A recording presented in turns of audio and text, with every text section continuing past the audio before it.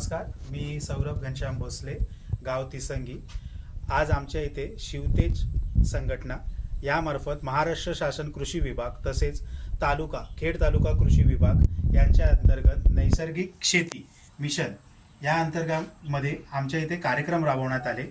या कार्यक्रमाअंतर्गत नैसर्गिक शेती आणि त्याचे फायदे हे काय आहेत हे सर्व शेतकऱ्यांना समजावून सांगण्यासाठी आमच्या कृषी अधिकारी, तालुका कृषी अधिकारी उपस्थित होते.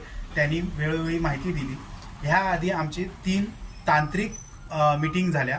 त्या मीटिंगमध्ये आम्हाला नैसर्गिक शेतीमध्ये तुम्हाला जीवामृत तयार करणे, तसेच दशपर्णी अर्क तयार करणे आणि विविध प्रकार सांगण्यात आले.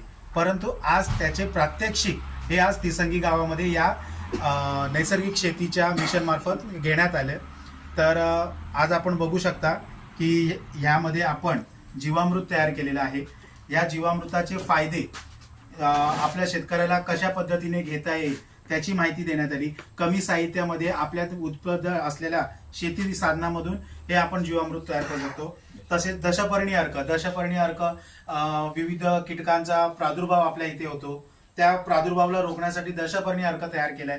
त्या दशपर्णी अर्काचे फायदे आणि ते कसे तयार करण्यात यावे याचं आज प्रशिक्षण आपल्याला तालुका कृषी अधिकाऱ्यांमार्फत आपल्याला देण्यात आलं. तर मी तालुका कृषी अधिकारी तसेच इतर अधिकारी आणि सर्व ग्रामस्थांचे शिवतेज गटामार्फत आभार मानतो आणि अशीच माहिती आम्हाला वेळोवेळी पुरवावी यासाठी त्यांना प्रोत्साहन देतो. धन्यवाद.